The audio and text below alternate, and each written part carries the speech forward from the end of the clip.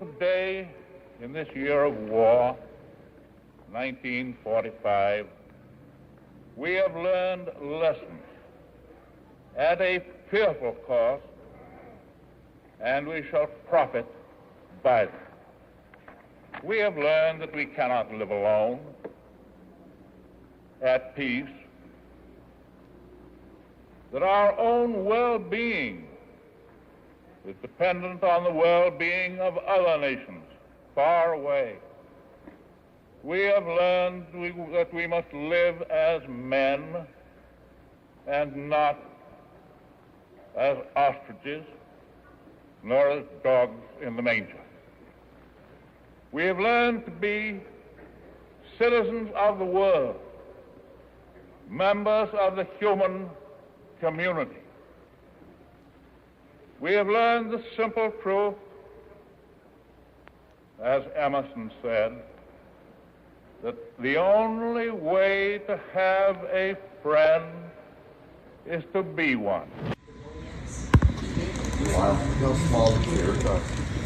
Oh, wow. Do you want to go in first? How small?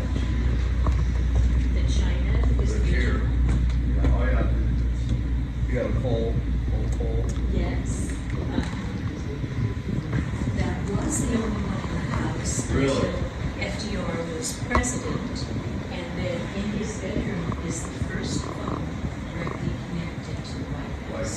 Oh, this is the first one ever? Yes, it's Really? right by his bed. He just has to check. You'll see it. We're going up. This is crazy.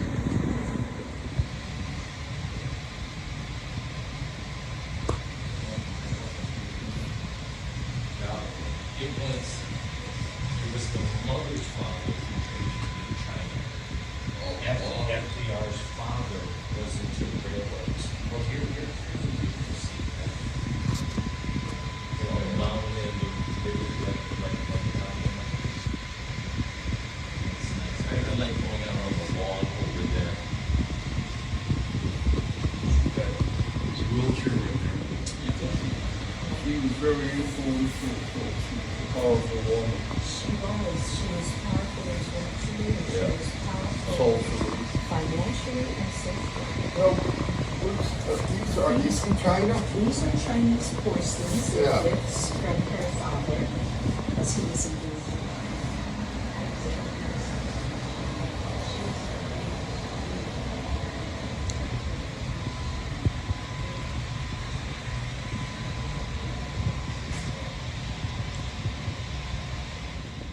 Eric, right? I had no idea what was like this. Yeah.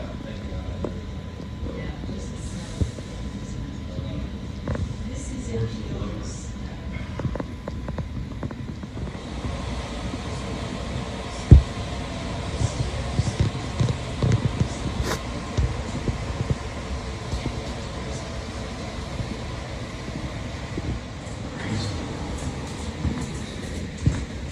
It's really stepping back into.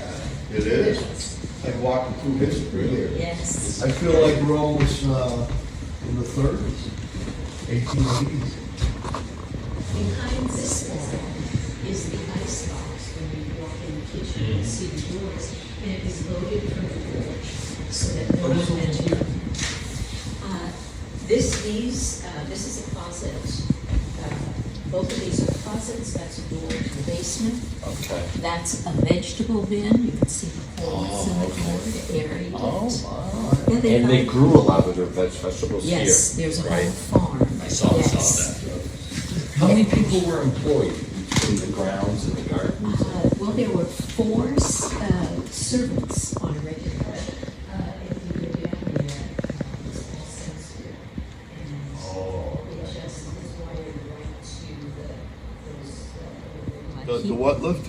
The trunk lift? Oh, Here, okay. the dumb waiter. Yeah. Oh, he used it? Yeah, he was here. Well, we can change that. Hold on. Yeah. Actually, That would get me arrested pretty when fast. he was here, there was only a little tension. Sorry. All right. I don't know if you know what a tension rod is. The women do, yeah. And he wanted to use it in the Park Service. Park Ranger said that the ropes were originally you can't guarantee your safety. Okay. And he said,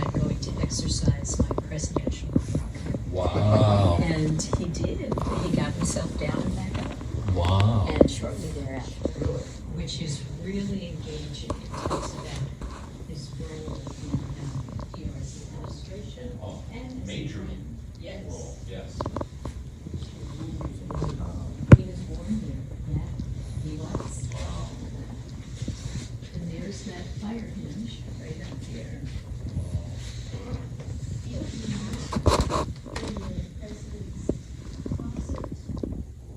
You can see them.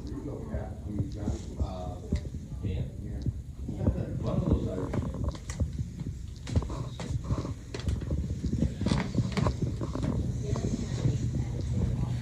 She knows what Albany. I mean, she's like super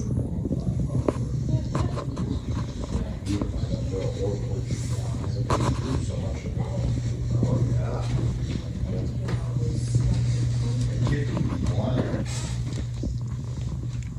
What a view.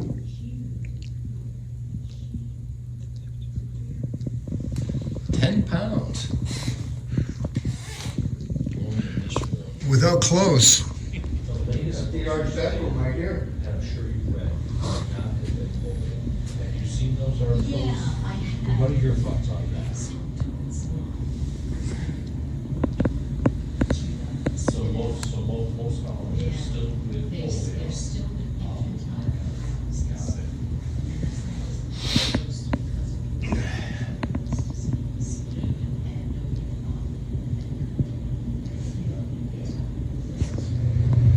Just from I've heard of people who have teacher education and it's yeah. How small are better? residents here.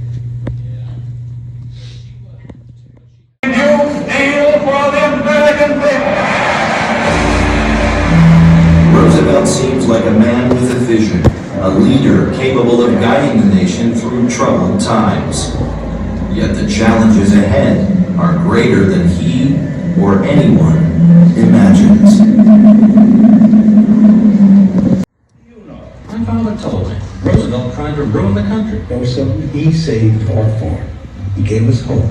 This is preeminently the time to speak the truth, the whole truth, frankly and boldly. Nor need we shrink from honestly stating conditions in our country today. This great nation will endure as it has endured, will revive and will prosper. In 100 Has descended upon the land, suffocating hope. How different from 4 years before, when Herbert Hoover took office. I have no fears for the future of our country, he declared. It is bright with hope. Steady economic growth had ushered in an era of unprecedented prosperity. Business boomed, profits soared, new consumer goods poured out of the nation's factories. These were the roaring 20s. Yet beneath the glittery surface, 23.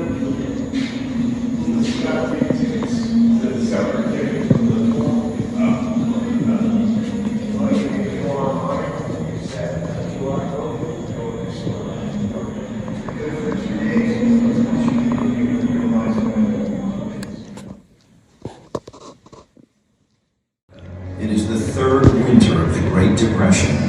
The economy continues its downward spiral. Calls for the federal government to do something intensify.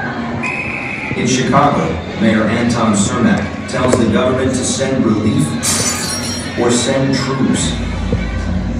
Labor leaders warn of open revolt. On March 7th, police and security guards fire on a crowd of unemployed workers demonstrating near a Ford plant, killing 4.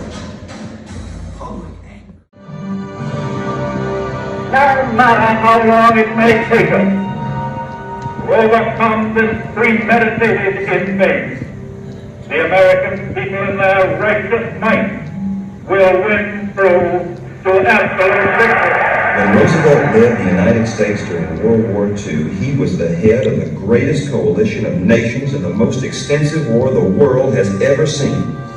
The United Nations constitute an association of independent peoples of equal dignity and importance. The United Nations.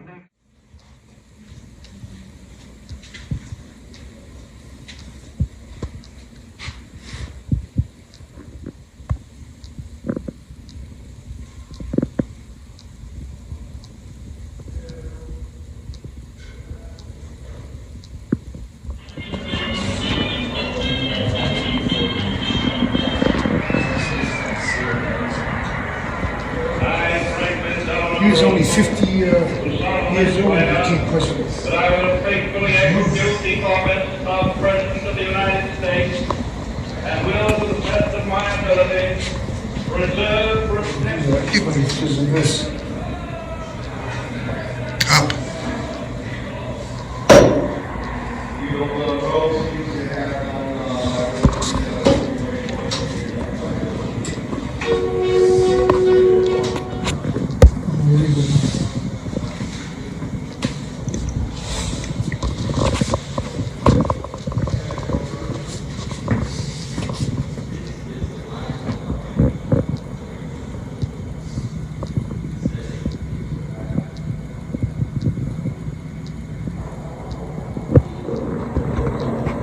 Efforts to appease the aggressors have only made them bolder.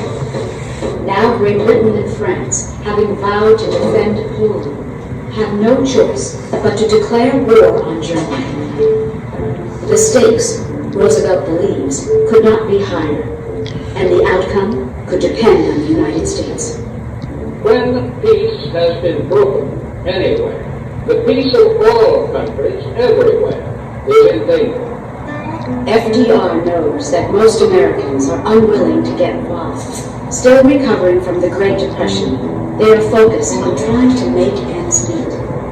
Many also believe that intervention in the First World War was not only costly, but unnecessary. With the security provided by two vast oceans, isolationism dominates the public. The inevitable triumph so help us God.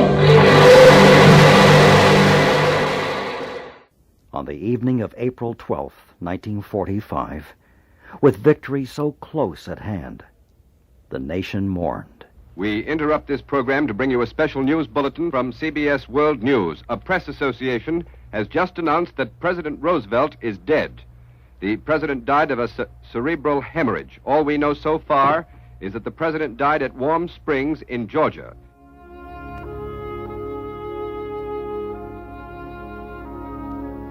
As Roosevelt was taken by train from Warm Springs, Georgia, to Washington, D.C., huge crowds of people lined the route to pay their last respects. While millions listened on the radio, Arthur Godfrey described the funeral procession. The drums are wrapped in black crepe and are muffled, as you can hear. And the pace of the musicians is so slow. And behind them, these are Navy boys. And now just coming past the Treasury, I can see the horses drawing the caisson. And most generally, folks having as tough a time as I am trying to see it. And behind us is the car bearing the man on whose shoulders now falls the terrific burdens and responsibilities that were handled so well by the man to whose body we're paying our last respects now.